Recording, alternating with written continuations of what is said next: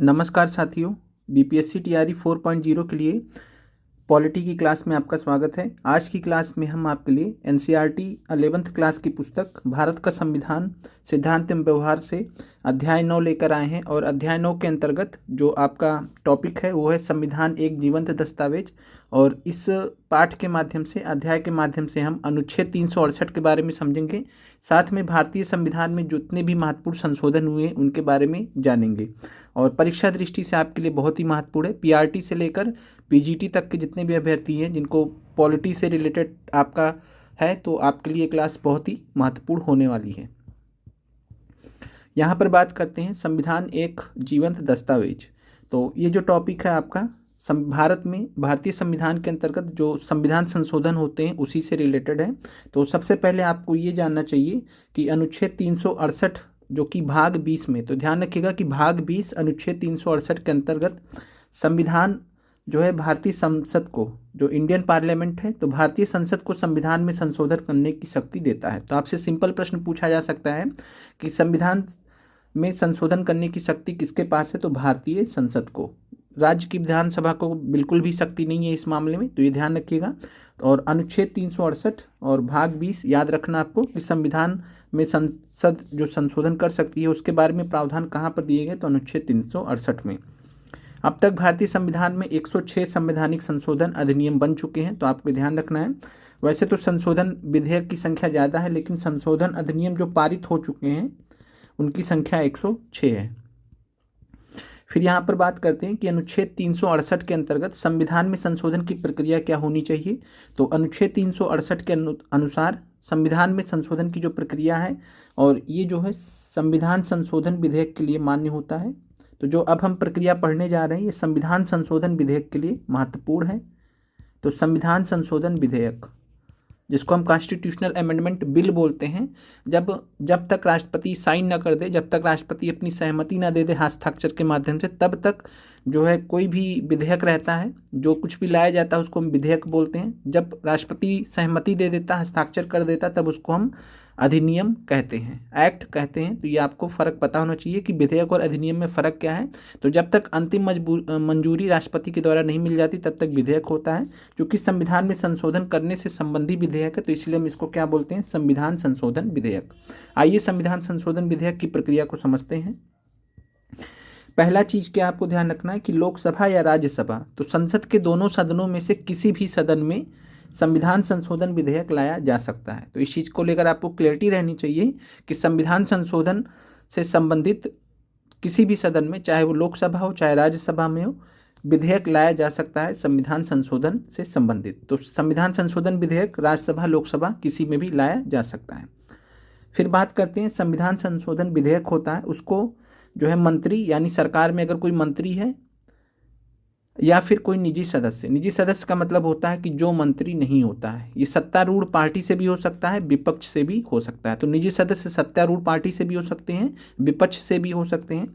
मंत्री की जब बात आती है तो जो मंत्री हैं सरकार में वही काउंट होंगे, या तो वो लेकर आएंगे। जैसे अभी जो होम मिनिस्टर हैं भारत के, गृह मंत्री हैं, रक्षा मंत्री हैं, तो वो कोई जब विधेयक पेश करेंगे तो वो मंत्री कहलाएंगे। लेकिन मान लीजिए उनके अलावा कोई ऐसा सदस्य, जो मान लीजिए राहुल गांधी हैं, राहुल गांधी कोई विधेयक पेश करते हैं तो निजी सदस्य के तौर पर उनका विधेयक माना जाएगा। इस चीज़ को आपका क्लियरिटी होनी चाहिए।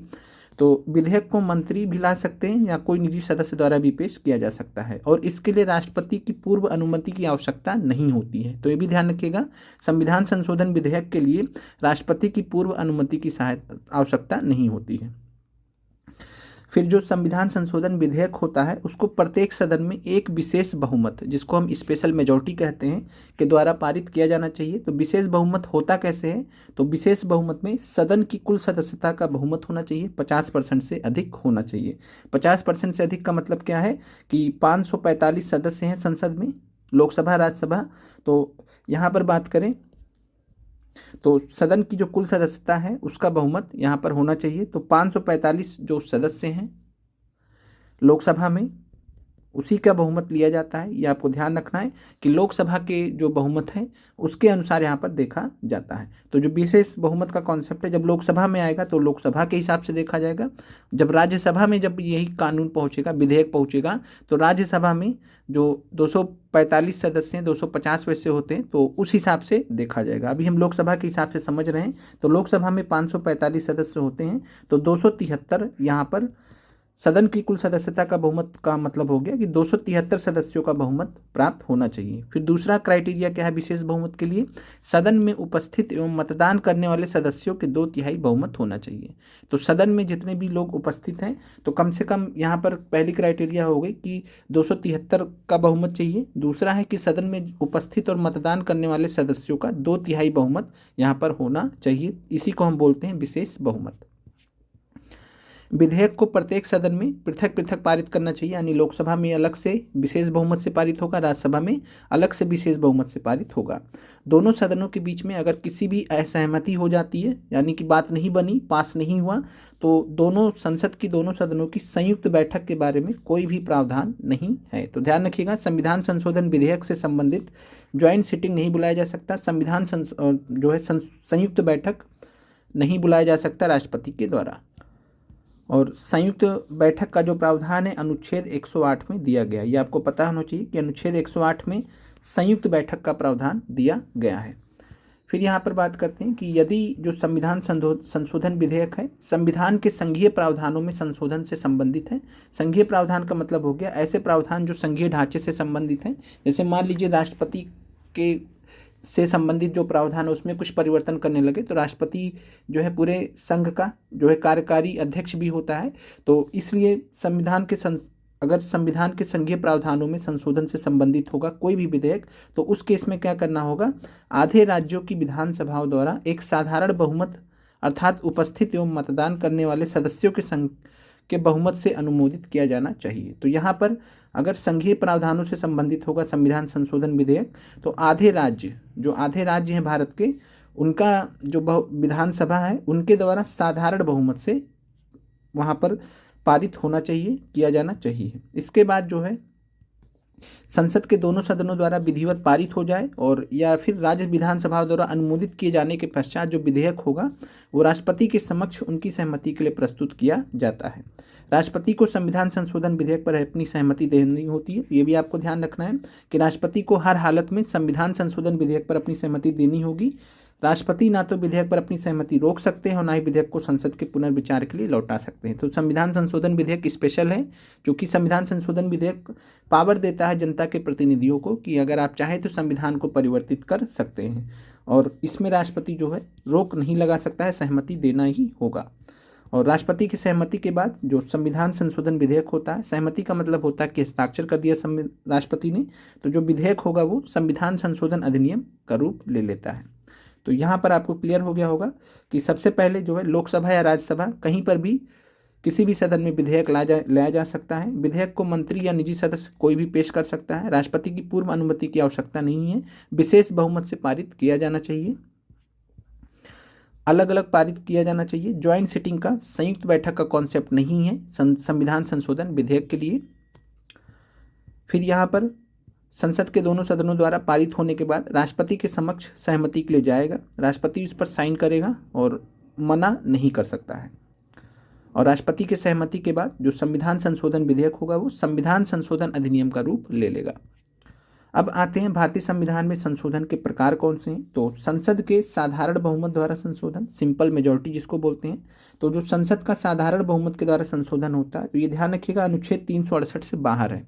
अनुच्छेद 368 से ये बाहर है। अनुच्छेद 368 के अंतर्गत इसको नहीं रखा गया है और अनुच्छेद 368 के उद्देश्य से संशोधन नहीं माना जाता है। अनुच्छेद 368 की परिधि से बाहर रखा गया है। साधारण बहुमत द्वारा संशोधन को करेगा कौन? संसद ही करेगा।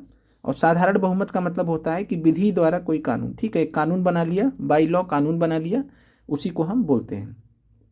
फिर दूसरा है संसद के विशेष बहुमत द्वारा संशोधन, तो स्पेशल मेजॉरिटी जिसको अभी हमने देखा। और तीसरा है संसद के विशेष बहुमत द्वारा संशोधन और आधे राज्य विधानसभाओं के अनुसमर्थन। तो ये दोनों प्रकार के जो संशोधन होते हैं वो अनुच्छेद 368 के अंतर्गत आते हैं, ये अनुच्छेद 368 के अंतर्गत नहीं आता है।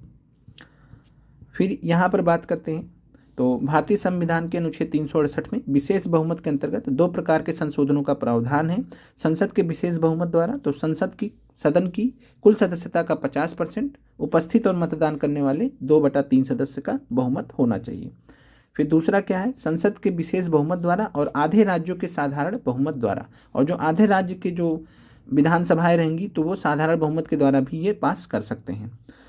फिर यहाँ पर बात करें जो तीसरा प्रकार का संशोधन है वो साधारण बहुमत है। तो साधारण बहुमत को भी हमने देखा कि अनुच्छेद 368 के अंतर्गत नहीं रखा जाता है, संशोधन नहीं माना जाता। तो ध्यान रखिएगा, साधारण बहुमत के द्वारा जो संशोधन किए जाते हैं उनको संविधान संशोधन नहीं कहा जाता है। और इस प्रकार संविधान में 3 प्रकार से संशोधन किया जा सकता है: संसद के साधारण बहुमत द्वारा संशोधन, संसद के विशेष बहुमत द्वारा संशोधन, संसद के विशेष बहुमत द्वारा संशोधन और आधे राज्य विधानसभाओं के अनुसमर्थन के द्वारा। संसद के साधारण बहुमत द्वारा जो यहाँ पर होता है संशोधन, उससे रिलेटेड जो है आपको ध्यान रखना है कि जो है अनुच्छेद 2 और 3 भारतीय संविधान में अनुच्छेद 2 और 3 के अंतर्गत जो भी संशोधन होते हैं वो साधारण बहुमत के हिसाब से किए जाते हैं, जिसके अंतर्गत नए राज्यों का प्रवेश स्थापना, नए राज्यों का गठन और मौजूदा राज्यों के क्षेत्र सीमाओं या नामों में परिवर्तन। तो अनुच्छेद 2 है ये, अनुच्छेद 3 है ये। तो अनुच्छेद 2 और 3 जो भारतीय संविधान में है उसमें जो भी परिवर्तन होगा वो साधारण बहुमत के हिसाब से भारत की संसद कर सकती है। राज्यों में विधान परिषदों का उन्मूलन या निर्माण भी साधारण बहुमत के हिसाब से किया जा सकता है। फिर विशेष बहुमत के द्वारा देखा जाए तो विशेष बहुमत के द्वारा अभी हमने देखा कि संविधान संशोधन जो होते हैं वो विशेष बहुमत के द्वारा होते हैं। और विशेष बहुमत में जो है मौलिक अधिकार, मान लीजिए मौलिक अधिकार में कुछ परिवर्तन करना है तो मौलिक अधिकार में परिवर्तन करने के लिए विशेष बहुमत करना पड़ेगा। जैसे फॉर एग्जांपल आपको हम देते हैं कि 86वां संविधान संशोधन अधिनियम 2002 आया था। इसके माध्यम से मौलिक अधिकार में एक नया अधिकार जोड़ा गया था, अनुच्छेद 21A, याद आया होगा आपको। तो अनुच्छेद 21A, और अनुच्छेद 21A के अंतर्गत अगर हम बात करें तो अनुच्छेद 21 से जो लाया गया 86वें संविधान संशोधन अधिनियम के माध्यम से, तो 86वें संविधान संशोधन अधिनियम को विशेष बहुमत से पारित किया गया था। तो ये ध्यान रखिएगा, मौलिक अधिकार से संबंधित, राज्य के नीति निदेशक तत्व से संबंधित कोई भी प्रावधान जोड़ा जाएगा तो वो भी विशेष बहुमत से पारित किया जाएगा। अन्य सभी प्रावधान जो पहली और तीसरी कैटेगरी में नहीं है, मौलिक अधिकार, राज्य के नीति निर्देशक तत्व विशेष बहुमत से ही संशोधित किए जा सकते हैं। फिर है संसद के विशेष बहुमत एवं आधे राज्यों की सहमति से। तो कुल मिला के जो संघीय ढांचा है उससे रिलेटेड जो चीज़ें होती हैं। अब यहाँ पर बात करें तो प्रावधानों में जिसमें जो है विशेष बहुमत और आधे राज्यों का समर्थन चाहिए तो उसके लिए राष्ट्रपति का चुनाव एवं तरीका। तो राष्ट्रपति का चुनाव एवं तरीका, मान लीजिए प्रावधान बदलने हैं, कुछ परिवर्तन करने हैं तो ये संघीय ढांचे से रिलेटेड है।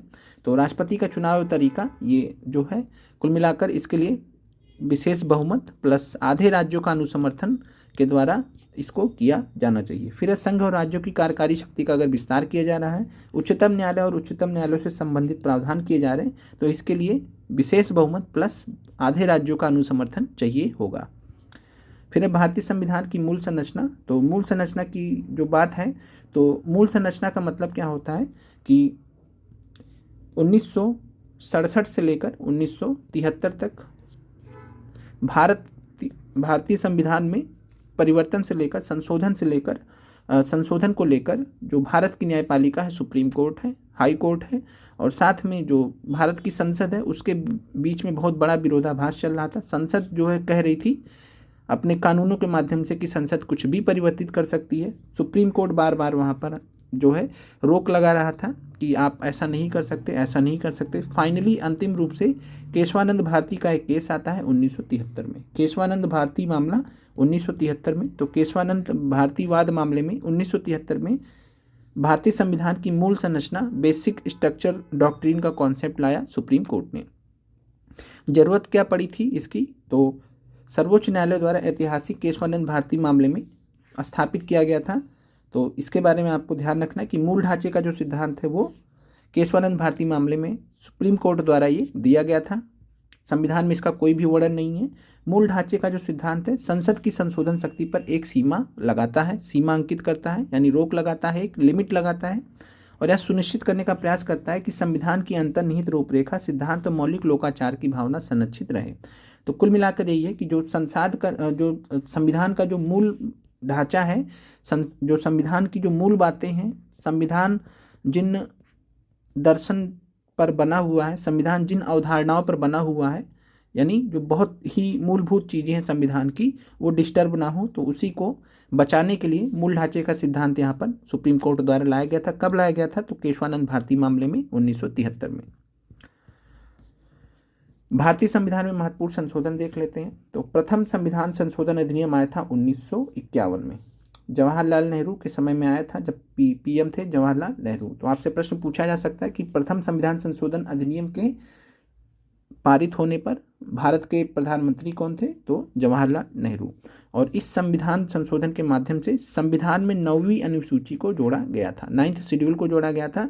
और जो 9वीं अनुसूची वो भूमि सुधार से रिलेटेड है। उस समय जमींदारी कानून का मामला था, मसला था, इसीलिए प्रथम संविधान संशोधन अधिनियम किया गया था। इसके अलावा इस सूची में केंद्र एवं राज्यों के उन कानूनों को शामिल किया जिन्हें न्यायालयों में चुनौती नहीं दी जा सकती है। फिर 42वां संविधान संशोधन अधिनियम है। तो प्रस्तावना में 3 शब्द लाए गए, समाजवादी, पंथ निरपेक्ष और अखंडता। इसके अलावा संविधान में और ये प्रस्तावना में एकमात्र बार संशोधन हुआ है जिसमें समाजवादी, पंथ निरपेक्ष और अखंडता शब्द जोड़े गए हैं। दूसरा था संविधान में मौलिक कर्तव्यों, जिसको भाग 4A या 4 का जो बोला जाता है, अनुच्छेद 51A या 51 का के अंतर्गत रखा गया। तो संविधान में मौलिक कर्तव्यों को जो जोड़ा गया है वो किस संविधान संशोधन अधिनियम के माध्यम से जोड़ा गया? तो 42वें संविधान संशोधन अधिनियम 1976। मौलिक कर्तव्यों को जो लाया गया था वो स्वर्ण सिंह समिति की सिफारिशों पर लाया गया था। तो स्वर्ण सिंह समिति की सिफारिशों पर लाया गया था, याद रखिएगा परीक्षा दृष्टि से। फिर है 44वां संविधान संशोधन अधिनियम 1978। तो जो 42 संविधान संशोधन अधिनियम में जो जाति हुई थी उसको दुरुस्त करने के लिए 44वां संविधान संशोधन अधिनियम लाया गया था। 44वें संविधान संशोधन अधिनियम के समय भारत के जो प्रधानमंत्री थे वो मोरारजी देसाई थे। तो मोरारजी देसाई के बारे में याद रखिएगा। तो इसने राष्ट्रीय आपातकाल अनुच्छेद 352 से संबंधित आंतरिक अशांति शब्द को सशस्त्र विद्रोह से बदल दिया था। तो एक बात आपको और भी ध्यान रखना है कि जब इंदिरा गांधी के समय में जब इमरजेंसी लगा था, आपातकाल लगा था, तो वो आंतरिक अशांति के आधार पर लगा था, लेकिन अब इस आधार पर नहीं लगाया जा सकता है। क्यों? क्योंकि इसको हटा दिया गया और इसकी जगह पे सशस्त्र विद्रोह शब्द को रख दिया गया है। मौलिक अधिकारों से संपत्ति के अधिकार को हटा दिया और इसे कानूनी अधिकार बना दिया। तो ये हमने पहले भी देखा है कि राइट टू प्रॉपर्टी, संपत्ति का जो अधिकार है उसको हटा दिया गया है मौलिक अधिकारों की सूची से और इसको एक कानूनी अधिकार बना दिया गया। संवैधानिक अधिकार तो है ही, चूंकि संविधान में 300A में मेंशन है। तो मौलिक अधिकारों की सूची से संपत्ति के अधिकार को किस अधिनियम के माध्यम से हटाया गया था? 44वां संविधान संशोधन अधिनियम 1978। फिर है 61वां संविधान संशोधन अधिनियम 1988। इसके माध्यम से क्या किया गया? तो मतदान की जो आयु थी 21 वर्ष से घटाकर 18 वर्ष कर दी गई। तो ये आपको मालूम होना चाहिए कि जब भारत आज़ाद हुआ तो उस समय वोट डालने का अधिकार 21 वर्ष था। 61वें संविधान संशोधन अधिनियम 1988 के माध्यम से 18 वर्ष कर दिया गया, 21 से घटाकर 18 वर्ष कर दिया गया। फिर है 73वां संविधान संशोधन अधिनियम 1992। तो 73वां संविधान संशोधन अधिनियम पंचायती राज संस्थाओं से संबंधित प्रावधानों को पेश किया गया और स्थानीय स्तर पर शक्ति का विकेंद्रीकरण करना था। तो इसके बारे में हमने पिछली क्लास में देखा भी था। 74वां संविधान संशोधन तो नगर पालिकाओं से रिलेटेड है, ये सब हम देख चुके हैं। फिर है 86वां संविधान संशोधन अधिनियम 2002।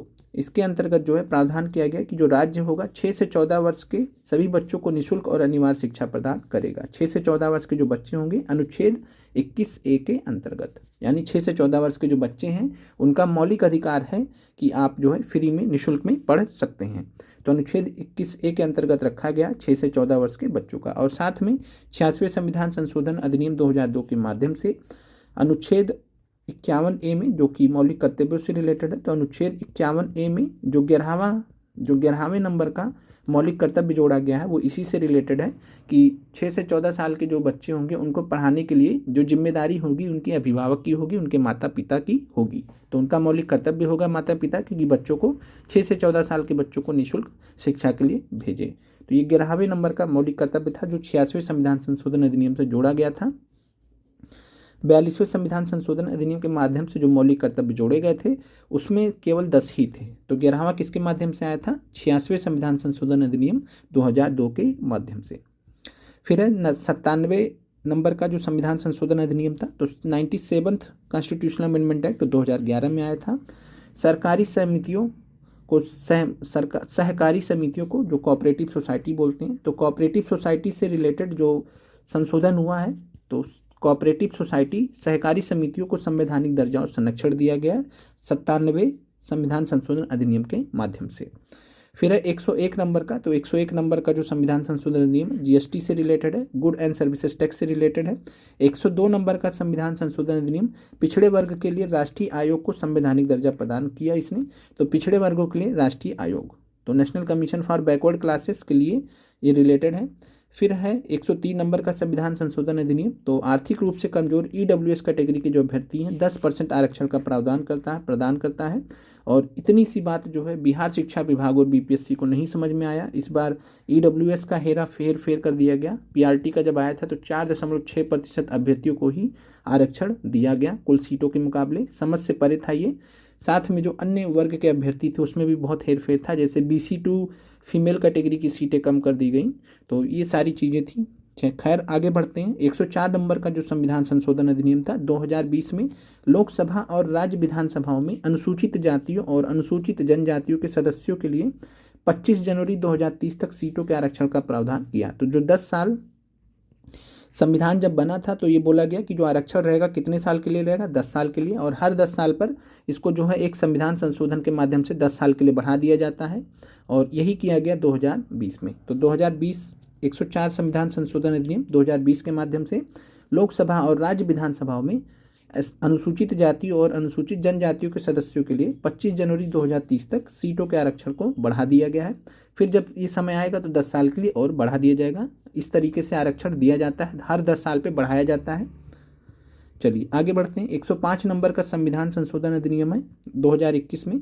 ये किससे रिलेटेड है? तो सामाजिक और शैक्षणिक रूप से पिछड़े वर्ग, socially and educationally backward class की पहचान करने के लिए राज्य सरकारों की शक्ति को पुनर्जीवित कर दिया गया। 106 नंबर का संविधान संशोधन अधिनियम क्या है? तो ये जो है लोकसभा, राज्य विधानसभाओं और साथ में राष्ट्रीय राजधानी क्षेत्र दिल्ली की विधानसभा में सभी सीटों पर 1/3 महिलाओं के लिए आरक्षित करने का प्रावधान करता है। तो 33% सीट महिलाओं के लिए तो लोकसभा और राज्य विधानसभाओं में प्रावधान करता है 106 नंबर का संविधान संशोधन अधिनियम, जिसको नारी वंदन अधिनियम के नाम से भी जाना जाता है। फिर है 42वां संविधान संशोधन अधिनियम। तो 42वां संविधान संशोधन अधिनियम थोड़ा सा डिटेल में समझ लीजिए। नगर न्यायपालिका द्वारा प्रतिपादित मूल संरचना के नए सिद्धांत के जवाब में संसद ने 1976 में 42वां संविधान संशोधन अधिनियम पारित किया था। तो आपको मालूम है कि केशवानंद भारती केस से संविधान जो है सुप्रीम कोर्ट ने, न्यायपालिका ने मूल संरचना का सिद्धांत दिया 1973 में, और इसी के जवाब में 42वां संविधान संशोधन अधिनियम आया 1976 संसद के द्वारा। इस अधिनियम ने क्या किया? तो अनुच्छेद 368 में संशोधन किया और घोषित कर दिया कि संसद की संविधान शक्ति पर कोई भी सीमा नहीं है। यहाँ पर तकरार चल रहा था, तो यहाँ पर जो है इतना परिवर्तन कर दिया कि संविधान संशोधन शक्ति पर कोई सीमा नहीं, यानी संसद जो चाहे वो परिवर्तित कर सकती है। इसके अनुसार मौलिक अधिकारों के उल्लंघन सहित किसी भी आधार पर किसी भी संशोधन को न्यायालय में चुनौती नहीं दिया जा सकता है। तो आप यहाँ पर देख सकते हैं कि जो न्यायालय की जो शक्ति थी उसको कम कर दिया गया।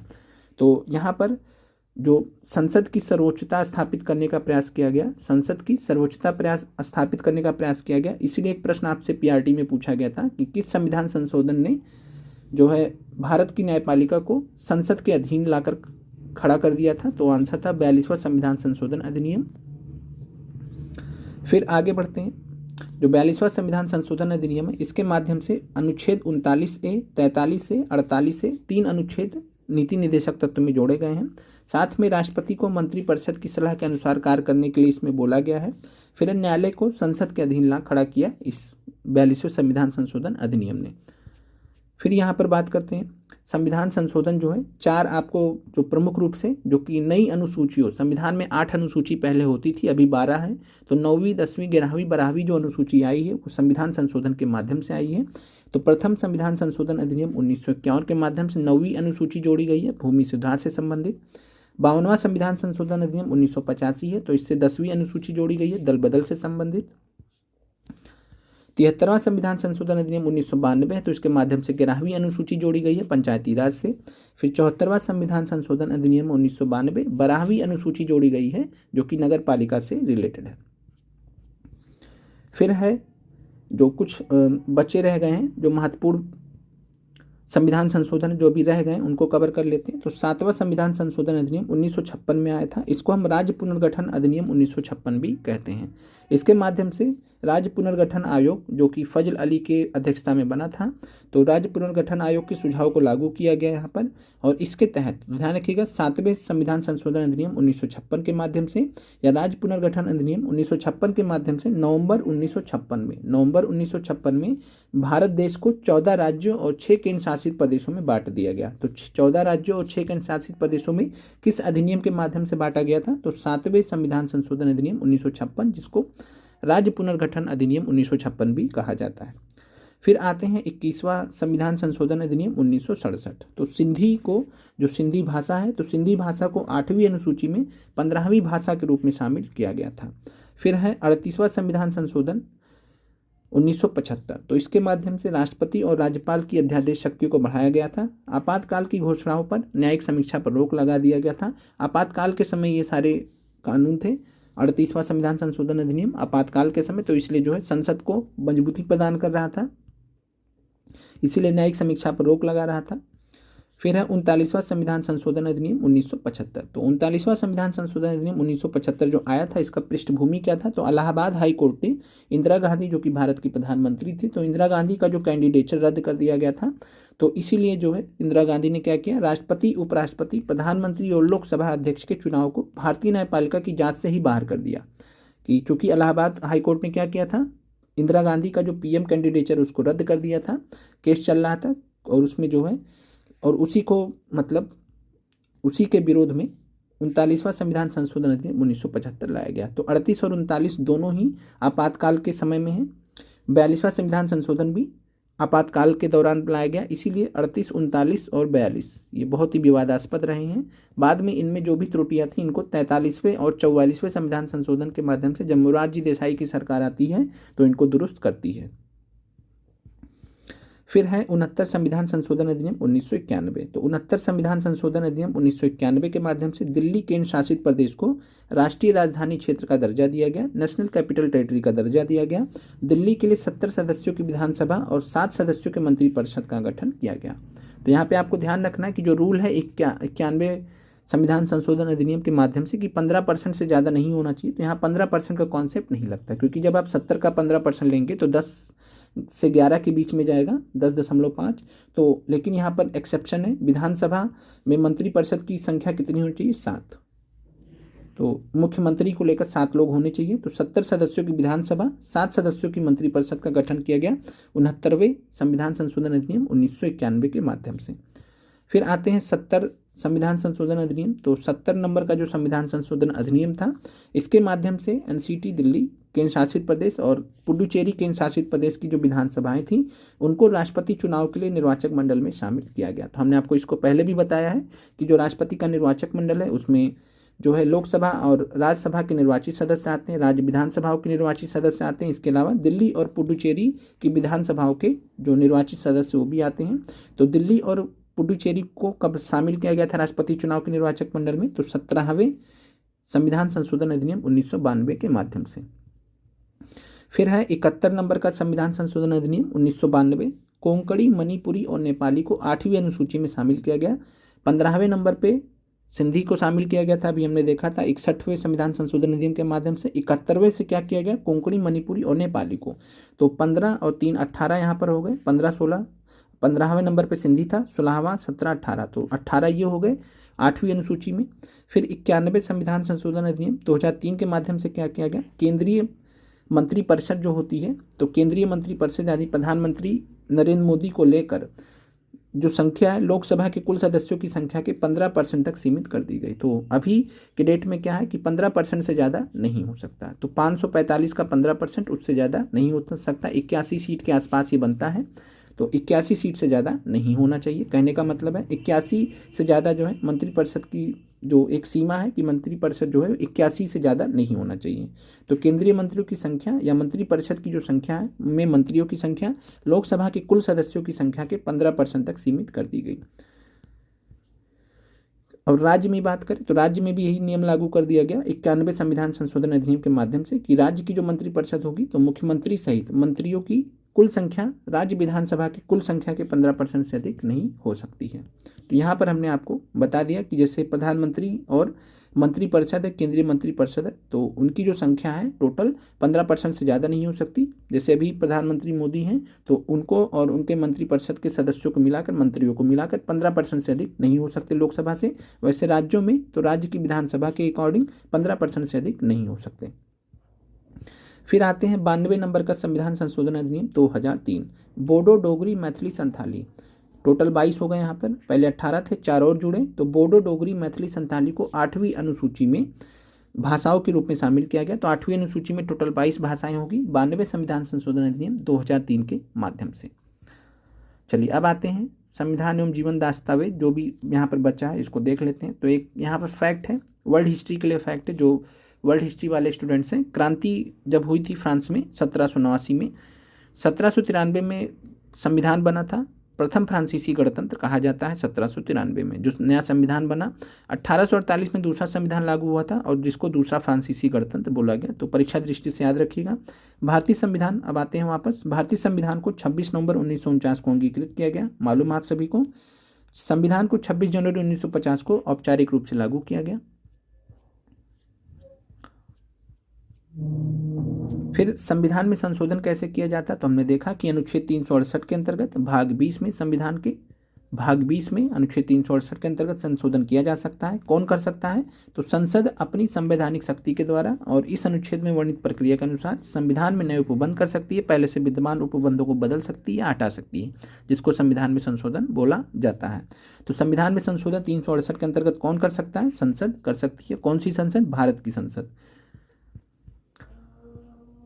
और भारत का जो संविधान है लचीला है, लचीला होने के साथ साथ कठोर भी है, तो मिक्स है, एक हिसाब से लचीला भी है कठोर भी है। संशोधन की जो प्रक्रिया है 3 प्रकार से हो सकती है। सामान्य बहुमत के आधार पर, जिसको साधारण बहुमत करते हैं, तो साधारण बहुमत के आधार पर। फिर दूसरा है विशेष बहुमत के आधार पर अनुच्छेद 368 के अनुसार, और विशेष बहुमत प्लस कुल राज्यों की आधी विधान सभाओं के अनुमोदन पर या अनुसमर्थन के द्वारा, तो अनुच्छेद 368 के अंतर्गत। ये अनुच्छेद 368 के अंतर्गत नहीं है, तो ध्यान रखना। बाकी ये दोनों अनुच्छेद 368 के अंतर्गत हैं। और संविधान में कई अनुच्छेद है जिनमें संसद सामान्य कानून बनाकर, सामान्य रूप से कानून बनाकर संशोधन कर सकती है। और इसमें अनुच्छेदों में विधि द्वारा शब्द का प्रयोग किया गया। इसका मतलब है कि संसद इन अनुच्छेदों में अनुच्छेद 368 में वर्णित प्रक्रिया को अपनाए बिना ही, यानी 368 के को छोड़ दीजिए, 368 को अपनाए बिना ही संशोधन कर सकती है। जैसे अनुच्छेद 2 और 3 देखिए। अनुच्छेद 2 क्या है, संसद विधि द्वारा संघ में नए राज्यों का प्रवेश दे सकती है। तो विधि द्वारा मतलब क्या हो गया, एक सिंपल कानून बनाकर। तो इसमें जो है 368 नहीं लगेगा, तो ये साधारण बहुमत के माध्यम से होता है। फिर अनुच्छेद 3 है, संसद विधि द्वारा किसी राज्य का क्षेत्रफल बढ़ा सकती है। तो ये भी साधारण बहुमत द्वारा, इससे रिलेटेड अगर कुछ होता है तो साधारण बहुमत द्वारा हो सकता है भारत की संसद के द्वारा। तो ये विधि शब्द जो लगाया गया इसीलिए ही लगाया गया कि सिंपल कानून के द्वारा बनाया जा सकता है। अनुच्छेद 4 में क्या लिखा है, तो अनुच्छेद 4 में लिखा है कि अनुच्छेद 2 और 3 में जो भी संविधान में संशोधन होंगे अनुच्छेद 2 और 3 के अंतर्गत, वो साधारण बहुमत के अंतर्गत रखे जाएंगे। ये अनुच्छेद 4 में बताया गया है। अनुच्छेद 1 में क्या बताया गया है, तो और ये आपको पता है कि अनुच्छेद 1 से 4 भारत और जो है संघ राज्य क्षेत्रों के बारे में बताया गया है। अनुच्छेद 1 से 4 में भाग 1 में, संविधान के भाग 1 में अनुच्छेद 1 से 4 के बीच में रखा गया। अनुच्छेद 1 क्या कहता है, तो अनुच्छेद 1 में भारत का 2 नाम है। तो ध्यान रखिएगा, भारत देश का 2 नाम है, इंडिया और भारत। यहाँ बोला गया कि इंडिया और भारत राज्यों का संघ होगा, ये भी आपसे पूछा गया है परीक्षा में। तो इंडिया और या भारत राज्यों का क्या होगा, संघ होगा, यूनियन ऑफ स्टेट्स होगा। तो ये आपको ध्यान रखना है कि इंडिया भारत को क्या बोला जाता है, राज्यों का संघ।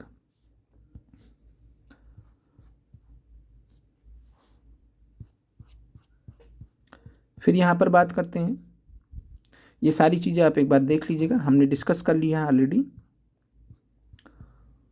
स्विट्जरलैंड में बात करें तो स्विट्जरलैंड में जो जनता है, जनता को संशोधन की प्रक्रिया करने का अधिकार दिया गया। भारत में ऐसा नहीं है। भारत में कौन कर सकता है, तो जो जनता के द्वारा चुने गए प्रतिनिधि वही कर सकते हैं, लेकिन स्विट्जरलैंड में जनता को संशोधन की प्रक्रिया शुरू करने का अधिकार है। ये आपसे परीक्षा में पूछा जा सकता है कि किस देश में संविधान संशोधन शुरू करने की प्रक्रिया का अधिकार जनता को है, तो स्विट्जरलैंड हो जाएगा। और रूस और इटली में भी कुछ ऐसा करने का प्रावधान है, लेकिन स्विट्जरलैंड आप याद रखिएगा।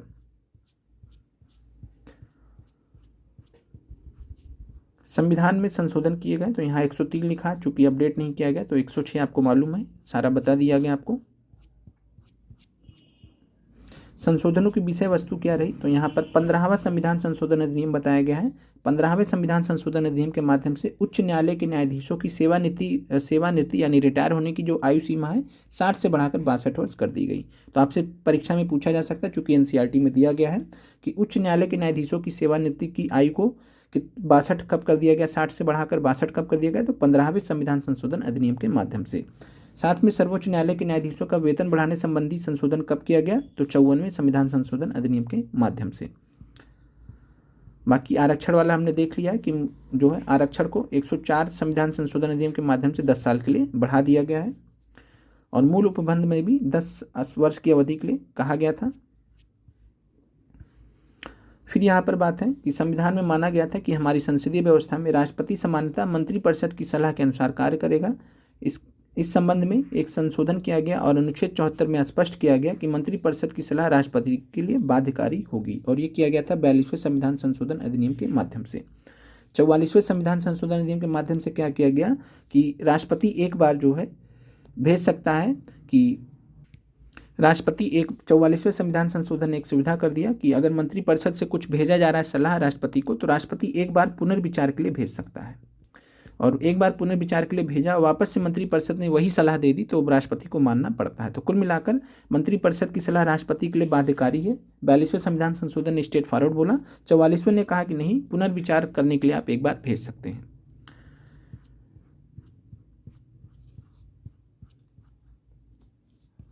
चलिए, दल बदल विरोधी कानून किसको बोलते हैं, तो जो 52वें नंबर का संशोधन है 1985 में आया था। राजीव गांधी उस समय भारत के प्रधानमंत्री थे, ये भी आपसे पूछा जा सकता है। तो जब दल बदल कानून आया था 52वां संविधान संशोधन अधिनियम 1985, राजीव गांधी उस समय भारत के प्रधानमंत्री थे, दल बदल से रिलेटेड है।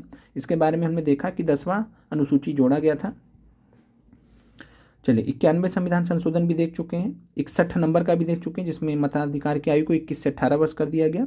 73, 74 भी हमने देख लिया है। फिर यहाँ पर बात करते हैं 38, 39 और 42 भी हमने देख लिया है। क्यों विवादास्पद रहे आपको समझ में आ गया, क्योंकि ये सभी जो है तीनों जो है ये इमरजेंसी के दौरान या आपातकाल के दौरान इसको लाया गया था, इस वजह से। और कब जो है आपातकाल की घोषणा की गई थी, तो जून 1975 में संविधान हत्या दिवस के नाम से घोषित कर दिया गया। तो आप बताइएगा कि कमेंट करके संविधान हत्या दिवस किस दिन मनाया जाता है। जिस दिन आपातकाल लगा था, तो किस दिन आपातकाल लगा था या संविधान हत्या दिवस, दोनों एक ही चीज़ है। तो जून में कौन सी डेट है, आप बताइएगा कि संविधान हत्या दिवस किस दिन को घोषित किया गया है। संविधान का 42वां संविधान संशोधन है, और इसमें यहीं से आपसे प्रश्न आपसे पीआरटी में पूछा गया था। क्या प्रश्न था, संविधान का 42वां संशोधन एक बड़ा संशोधन है, इसने संविधान को गहरे स्तर पर प्रभावित किया गया है। एक प्रकार से यह सर्वोच्च न्यायालय द्वारा केशवानंद मामले में निर्णय दिया गया था उसको चुनौती था। यहाँ तक कि इसके तहत लोकसभा की अवधि बढ़ाकर 5 से 6 वर्ष कर दिया गया। तो 42वें संविधान संशोधन अधिनियम के माध्यम से लोकसभा की अवधि को 5 से बढ़ाकर 6 कर दिया गया था। आपने मूल कर्तव्यों के बारे में पढ़ा होगा, उन्हें संविधान के इसी संशोधन द्वारा जोड़ा गया था। संविधान का 42वां संशोधन न्यायपालिका की समीक्षा शक्तियों पर भी प्रतिबंध लगाता है। तो संविधान का जो 42वां संशोधन है न्यायपालिका की समीक्षा शक्तियों पर भी प्रतिबंध लगाता है, और अभी हम आगे भी इसके बारे में देखेंगे। 43वें और 44वें संविधान संशोधन के द्वारा अधिकांश जो भी इसमें विवादास्पद प्रावधान थे उनको हटा दिया। जैसे 5 से 6 साल किया गया था लोकसभा का, उसको वापस से करके कितना 5 साल कर दिया गया। चलिए, संविधान का मूल संरचना एवं विकास की बात करें तो संविधान की मूल संरचना का सिद्धांत न्यायपालिका ने केशवानंद भारती 1973 में प्रतिपादित किया गया था। और केशवानंद भारती का जो मामला है ये कब प्रतिपादित किया गया था, 24 अप्रैल 1973। तो जो इसमें कॉन्सेप्ट लगता है, मूल संरचना का सिद्धांत जो लागू होता है 24 अप्रैल 1973 के बाद से जो कुछ भी कानून पास किए गए उनके ऊपर लागू होता है। और इसके द्वारा जो है संसद की संविधान में संशोधन करने की शक्तियों की सीमा निर्धारित की गई। संविधान के किसी भाग में संपूर्ण संशोधन सीमाओं के अंदर की अनुमति देता है। संविधान की मूल संरचना या उसके बुनियादी तत्व का उल्लंघन करने वाले किसी संशोधन के बारे में न्यायपालिका का फैसला अंतिम होगा, केशवानंद भारती मामले में स्पष्ट हो गई। यानी कि अगर संविधान में कुछ परिवर्तन करता है संसद और उसमें जो है मूल संरचना या बुनियादी तत्व का उल्लंघन होता है, तो न्यायपालिका अगर बोलेगी कि गलत है तो गलत है, संसद कुछ नहीं कर सकती है, न्यायपालिका का फैसला अंतिम होगा। सर्वोच्च न्यायालय ने केशवानंद मामले में 1973 में निर्णय दिया था। संरचना का सिद्धांत स्वयं में ही एक जीवन संविधान का उदाहरण है। तो संरचना का सिद्धांत जो है मूल संरचना का सिद्धांत है, ये दिखाता है कि भारतीय संविधान जीवित है, उसमें जान है, यानी परिवर्तन हो सकते हैं, और ये न्यायिक व्याख्याओं से जन्मा है। इसके बारे में संविधान में कहीं भी कोई भी उल्लेख नहीं है।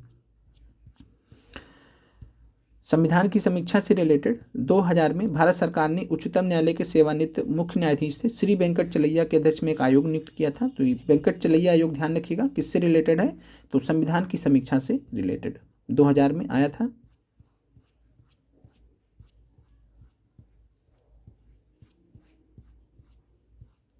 अब यहाँ पर राजनीतियों की परिपक्वता के बारे में थोड़ा सा यहाँ पर देख सकते हैं।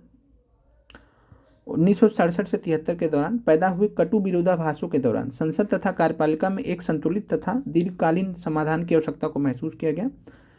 केशवानंद के मामले में सर्वोच्च न्यायालय के निर्णय के बाद न्यायालय द्वारा इस पर पुनर्विचार करने का प्रयास किए गए। जब ये सारे प्रयास विफल रहे तो 42वां संविधान संशोधन लाया गया और संसद की सर्वोच्चता स्थापित की गई। तो संसद की सर्वोच्चता स्थापित की गई, कैसे स्थापित की गई, न्यायपालिका की शक्तियों को कमजोर करके। तो न्यायपालिका को जो है संसद के अधीन किस अनुच्छेद मतलब किस संशोधन से लाया गया था, तो 42वें संविधान संशोधन से। यही सवाल आपसे पीआरटी में पूछा गया था। तो आपको कॉन्सेप्ट या प्रश्न समझ में आ गया होगा। फिर है मिनर्वा मिल प्रकरण आया था। तो मिनर्वा मिल का जो मामला था 1980 में, तो न्यायालय ने अपने पहले दिए गए निर्णयों को पुनः दोहराया था। तो आपसे प्रश्न पूछा जा सकता है कि केशवानंद भारती मामले में जो सुप्रीम कोर्ट ने फैसला दिया था उसको दोबारा से कब दोहराया था, तो उसको दोबारा से जो है मिनर्वा मिल प्रकरण 1980 में दिया था कि और बताया था कि जो मूल संरचना का सिद्धांत तो उसी को फॉलो किया जाएगा। चलिए, तो आप लोग कमेंट कर दीजिएगा क्लास कैसी लगी आपको, और इस क्लास के माध्यम से परीक्षा दृष्टि से जितना भी महत्वपूर्ण तथ्य था आपको कवर करा दिया गया है। मिलते हैं आप लोगों से अगली क्लास में। आप लोगों का देखने के लिए धन्यवाद। लाइक कमेंट जरूर कर दीजिएगा।